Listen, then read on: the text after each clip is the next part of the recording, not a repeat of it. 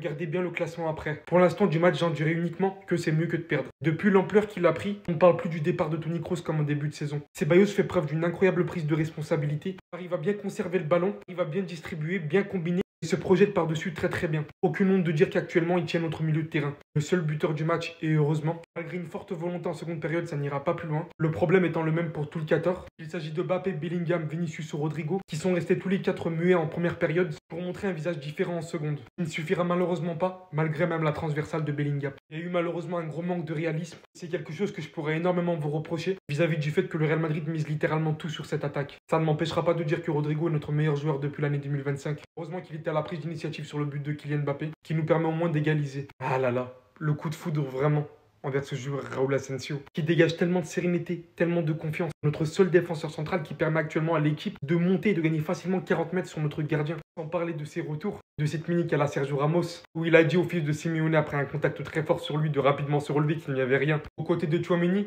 même s'il y a eu ce penalty provoqué, j'en viendrais presque à dire que c'est un match et référence des deux réunis. Il fait de son mieux et on le voit. Voici le classement désormais actuel. Nous sommes bien évidemment toujours premiers. Et en cas de victoire du FC Barcelone, il reviendra donc à 2 points de nous. Si vous considériez que la Liga était compétitive, alors attendez la victoire demain, puisque vous allez littéralement voir 48, 49, 50. Là, tout le monde peut encore gagner. J'ai jamais vu ça. Raúl Asensio, El Patron. Après le match qui vient de prendre aujourd'hui, que quelqu'un ose venir me dire qu'il mérite pas sa place. Pour moi, c'est littéralement le défenseur numéro 1 au Real Madrid actuellement. Personne ne le devance. Que ça soit Rudiger, Alaba, Tchouaméni, je veux rien savoir. C'est le numéro 1. Depuis qu'il est monté en équipe première, le gars, c'est un sans faute. Regardez face à l'Atlético de Madrid, le match qu'il est en train de sortir. Sa personnalité est tellement intense que dès qu'il est sur le terrain, tu sens son aura. De toute façon, fallait s'en douter. Dès la première fois que je l'ai vu, il m'a rappelé Sergio Ramos. Et il a reproduit aujourd'hui la même action que Sergio Ramos. Après avoir récupéré le ballon au joueur de l'Atlético, regardez le geste qu'il lui a fait. Il a dit: mon ami, lève-toi. On n'est pas là pour rigoler. Nous dites-vous qu'il a 21 ans. Il a été tellement impactant en défense aujourd'hui. Carrément, il récupérait tous les ballons. Je pense même pas qu'il a perdu ne serait-ce qu'un seul duel aujourd'hui. Et ce qui fait mal dans ça, c'est de me dire que malgré toute cette performance-là, Carlo Ancelotti, il a vu comme nous, mais il va le remettre au banc dès que tous ses blessés là vont revenir. Vraiment, ce vieux-là me fatigue. Comment on peut être têtu comme ça? Je sais pas d'où vient son manque de confiance envers les jeunes. Lui, c'est même pas un jeune. Il a 21 ans. Il a presque le même âge que les Tchouaméni qu'il favorise. Et je sais pas pourquoi il n'aime pas le faire jouer tout le temps. Pour moi, c'est le match de confirmation de Raúl Asensio. Si tu réussis à jouer comme il a joué aujourd'hui face à l'Atlético de Madrid qu'on connaît là, Manchester City sera abordable, même si l'attaque de là-bas est beaucoup plus dangereuse que celle de l'Atlético de Madrid. Au moins, il a prouvé qu'il est capable de tenir la baraque.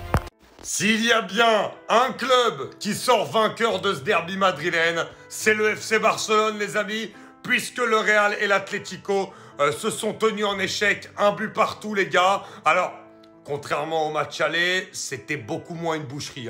C'était pas un match exceptionnel, mais malgré tout, il y a eu des occasions, il y a eu du rythme. On a eu vraiment une première mi-temps beaucoup plus en faveur de l'Atlético, où j'ai trouvé le Real à un niveau de jeu vraiment extrêmement faible en première période. Une équipe de l'Atlético qui jouait beaucoup mieux, qui avait beaucoup plus la maîtrise, mais malheureusement qui ont raté beaucoup trop d'actions devant, mais surtout sur des mauvais contrôles approximatifs aux 30 mètres, ou des actions qu'ils auraient vraiment beaucoup mieux pu gérer.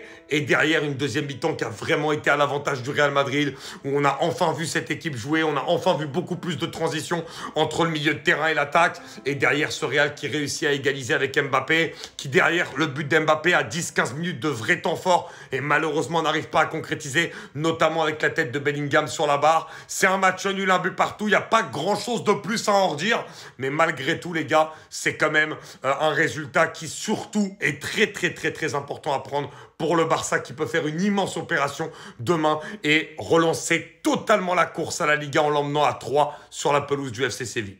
Bisous à tous. Toc toc toc. Toc toc toc. Le résultat idéal. Match nul entre le Real et l'Atlético. Qui dit match nul dit 50 points pour le Real, 49 pour l'Atlético, 45 pour le Barça, avec un match en retard à aller disputer demain. En cas de victoire face au FC Séville, le FC Barcelone pourra revenir à un petit point de l'Atlético et 2 points du Real. Je vous l'ai dit, je vous le répète, le championnat n'est pas fini. Le FC Barcelone sera champion d'Espagne. En toute franchise, on ne pouvait pas rêver mieux. C'est le score parfait pour les Barcelonais. Et honnêtement, au vu du match ce soir, aucune des deux équipes ne méritait de gagner plus que l'autre. Très beau match des deux côtés. C'était une très belle soirée. J'ai passé un bon moment de football derrière ma télé. Ça allait dans tous les sens. Il y a eu des occasions, il y a eu des grands gardiens, il y a eu des très bonnes prestations dans ce match. Mais l'essentiel en tant que Barcelonais, les gars, c'est que la course au titre est plus que jamais relancée. Donc ceux qui avaient un doute, patientez. On se retrouve demain. En sachant qu'il reste encore un Classico et un match contre l'Atlético. Qui va nous empêcher en fait? Match nul face à l'Atlético de Madrid, je prends quand même. Ça nous permet d'être en première position, mettre l'Atlético de Madrid toujours à distance. Mais le seul problème, c'est que le FC Barcelone a l'opportunité de revenir. Après, je ne vous cache pas que par rapport aux absences que le Real Madrid a, le fait que Rudiger ne soit pas là, au final, je me dis, ouais, ça aurait pu être pire. Surtout que l'Atlético de Madrid, par ses contre-attaques, ils auraient pu nous faire mal. Mais moi, je suis hyper déçu de ce que le Real Madrid a proposé. Je suis désolé, mais oui. Le Real Madrid, en première mi-temps, ne s'est créé 0 occasion. Le Real Madrid, le grand Real Madrid, s'est créé 0 occasion en première mi-temps. Alors la deuxième période, elle est nettement supérieure. Mais on sent que le Real Madrid, c'est pas une équipe. On a l'impression que c'est 11 joueurs qui jouent de manière individuelle. Et par la suite, on a vu le but de Kylian Mbappé. C'est vrai qu'il est hasardeux, mais c'est Kylian Mbappé, par un réflexe, il marque tout de suite le but. Mais on n'a pas l'impression qu'il y a cette cohésion. Et on a l'impression que Vinicius, Mbappé, Bellingham et Rodrigo, ils ne sont pas compatibles eux tous en même temps. Du moins, Rodrigo est compatible avec tout le monde. Il a la multiprise. Et force est de constater que les autres, ça reste compliqué pour moi. Donc les gars, dites-moi en commentaire un peu ce que vous pensez. Mais sinon, en vrai, ça à toi. Moi, en tout cas, on dit alhamdoulilah. Malheureusement, pas de bons résultats pour nous. Aujourd'hui, c'est le Barça qui est gagnant. Mais Rodrigo, aujourd'hui, c'était le seul offensif. Comme depuis un moment maintenant qui a été au niveau. Rodrigo Madre Mia, les gars. Mais qu'est-ce qu'il sait pas faire, le mec? Il anime tout offensivement. C'est lui notre joueur phare devant, les gars. Les deux autres, ils dorment un peu. Soyons honnêtes. Rodrigo, aujourd'hui offensivement, masterclass encore. Il est sur la continuité de ce qu'il fait depuis un moment et il faut le mettre en avant. Qu'il joue à gauche ou à droite, c'est la même chose. Et d'ailleurs, en faisant référence à ça, je regarde la map. Si je dis pas de bêtises, c'est la map de la première mi-temps. Faut nous expliquer. Ils se battent pour tous jouer à gauche. Maintenant que le jeu se fait à droite. Parce que comme je vous ai dit, c'est Rodrigo qui a une influence énorme dans le jeu, faut s'en rendre compte. Tout le monde veut se déporter à droite. Les gars, c'est quoi votre logique? Laissez-le aller à gauche dans ce cas-là. Mais quand il est à droite, laissez-le à droite, laissez-le jouer à droite. Allez à gauche, écartez le jeu en fait. C'est un truc de ouf, ça je comprends pas. Mais tranquille, je veux pas leur en vouloir plus que ça. C'est un bon résultat. Face à l'Atlético, j'ai envie de vous dire, en vrai, un point, c'est... Face à eux, c'est bien. On va s'en contenter, c'est mieux qu'une défaite. Encore une fois, aujourd'hui, l'arbitrage. On va dire que je me cache derrière l'arbitrage, je vais pas faire le rabat-joie. Un partout avec un but de Kylian Mbappé, comme je disais, un très gros match de cet homme, Rodrigo. On prend, on n'a même pas le choix de toute façon. Mais c'est chiant. L'Atlético nous a dérangé, ils repartent avec un point et ils sont très heureux de ce point. Nous, on va devoir en faire beaucoup plus avec les retours de blessures et gagner cette Liga, les gars, parce qu'elle est à nous et à personne d'autre. Restez sobre, abonnez-vous, les gars, on s'attrape. Il est top 5 des meilleurs défenseurs au monde actuellement. Et il n'est pas 5e. C'est moi qui vous le dis là maintenant. Raúl Asensio, auteur d'un match tout simplement XXL. Et la particularité que j'aime sur lui, c'est qu'il me rassure. Voilà, lorsque je regarde la télé, je ne suis pas en panique. C'est qu'avec lui, je n'ai pas à prendre un Doliprane pour me soulager au niveau du crâne. Vous vous rendez compte, ce type sort de la Casilla. On l'a mis de manière hasardeuse parce que Militao s'est blessé. S'il n'était pas rentré, on n'allait même pas se rendre compte d'un crack comme ça. Un crack qui veut tout simplement marquer l'histoire du football, qui a un énorme rapprochement avec Sergio Ramos, que vous le vouliez ou non. Asensio a toutes les caractéristiques pour devenir l'un des meilleurs défenseurs de l'histoire du football. J'en ai rien à faire. Il faut juste que Carlo Ancelotti accepte ne serait-ce qu'un truc, c'est que c'est le meilleur défenseur central actuellement.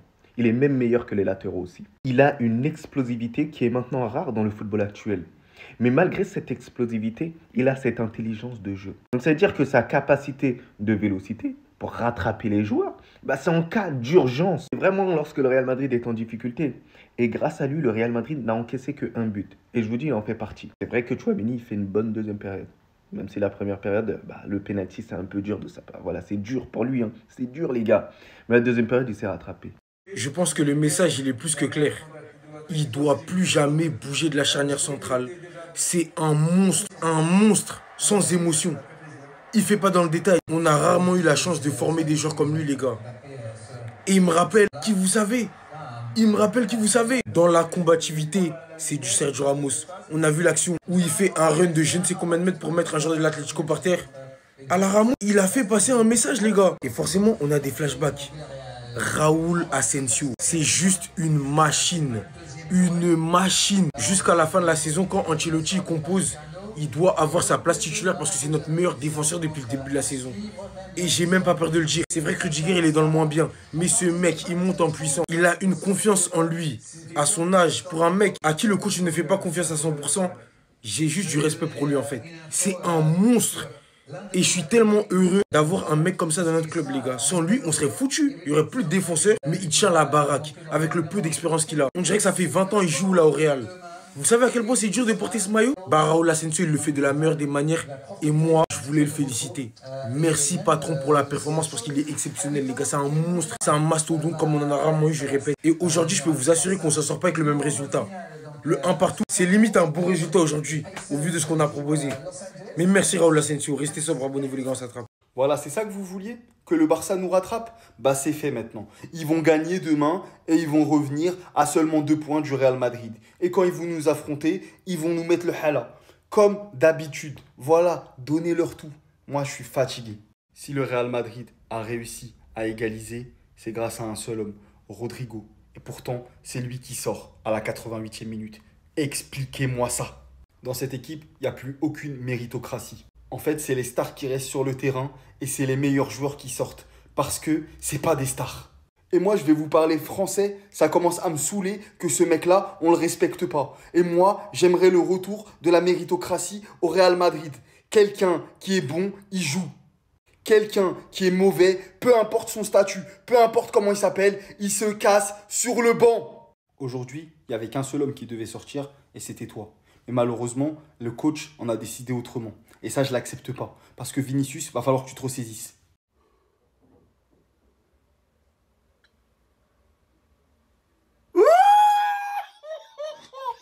Les gars, le plan, il se passe comme prévu. Ils ont fait match nul, les gars, je vous ai dit. Je vous avais prévenu. La Liga est encore une fois relancée. Le Real Madrid incapable d'aller s'imposer au Bernabéu et de prendre les 3 points super importants. L'Atlético, c'est l'Atlético. C'est la même équipe depuis des années. Ils marquent, ils mettent le bus. Voilà, c'est tout. Honnêtement, si on doit parler de ce match-là, première mi-temps catastrophique du Real Madrid. 0 tir cadré en 45 minutes. Honteux, pitoyable. Les éléments offensifs n'ont pas du tout été dangereux, mis à part Rodrigo qui se démarque. Vini Mbappé en première mi-temps, c'est nul. Défensivement, Fran Garcia et Raúl Asensio, excellent. Sur la deuxième mi-temps, en tout cas. Vous connaissez Madrid, c'est en seconde mi-temps qu'ils ont un peu mis l'accélérateur. Vinicius a commencé à performer. Mbappé, on l'a beaucoup plus vu. Rodrigo, pour moi, est le plus dangereux des 3. C'est lui, d'ailleurs, qui a la création du but de Mbappé, là. L'élément le plus décisif sur les 3 dernières rencontres du Real, je crois. Rodrigo est maintenant indispensable au Real Madrid. Mais peu importe, le résultat de 1 partout fait nos affaires. Et les gars, je vous ai dit, cette Liga, elle n'est pas finie. Elle n'est pas finie, on a encore notre mot à jouer, nous. Alors Rodrigo au Real Madrid, c'est l'homme en forme du moment, il n'y a rien à dire. Malgré la première mi-temps catastrophique qu'on sortait, c'était le seul à être remuant sur son côté, lui et Kylian Mbappé. Le reste, c'était 0 en première mi-temps. D'ailleurs, il n'y a qu'à voir le nombre de tirs de nos attaquants. 0 tir, 0 dribble. Pour Vinicius et Kylian Mbappé, ce qui sauve un peu Kylian Mbappé comparé à Vinicius dans cette première mi-temps, c'est que lui, il décrochait, il cherchait des solutions, il faisait des appels. Mais le problème, c'est qu'il n'était pas servi. Alors que pendant ce temps, Vinicius, lui, il cherchait à faire des dribbles sur son côté, des dribbles qui ne marchent pas. Le pire, c'est qu'il a contaminé Jude Bellingham aussi dans sa nudité. Lui aussi, depuis un moment maintenant, sa bouche ne porte plus caleçon. Voilà, il fait que parler sur le terrain. Heureusement qu'en deuxième mi-temps, ils se sont tous réveillés. Et là, quand je parle surtout des milieux et des attaquants. Parce que défensivement, notre cher Asensio, il a fait le taf. Madame Ancelotti à son côté, même si aujourd'hui, il n'était pas à 100% bon, il a quand même fait de très belles récupérations. Dani Ceballos qui en première mi-temps aussi était en difficulté. En deuxième mi-temps, il a montré un tout autre visage. Rarement, on peut le dire, il s'est approprié ce poste de pivot. En deuxième mi-temps, son jeu vers l'avant nous a fait tellement de bien que j'ai encore plus aimé chez lui. C'est qu'il a augmenté un peu plus d'agressivité. Là, il a évité un carton rouge. Là, il allait se prendre un carton rouge sur cette action. Heureusement pour nous, l'arbitre a fermé les yeux. Sinon là, pour moi, c'est carton rouge. Kylian Mbappé, encore une fois, unique buteur dans ce match. Voilà, son duo avec Rodrigo fonctionne encore à merveille. Même si bon, aujourd'hui, ils sont moins trouvés que d'habitude. En tout cas, mine de rien, le frérot, c'est 35 matchs, toutes compétitions confondues, 23 buts marqués et 5 passes décisives. C'est plus le Kylian Mbappé qu'on a connu en début de saison. Heureusement, ce match nul là arrange seulement le FC Barcelone parce que là, les amis, s'ils gagnent demain, ils reviennent à 2 points de nous, à 1 point de l'Atlético de Madrid. Donc là, ça veut dire que c'est tendu.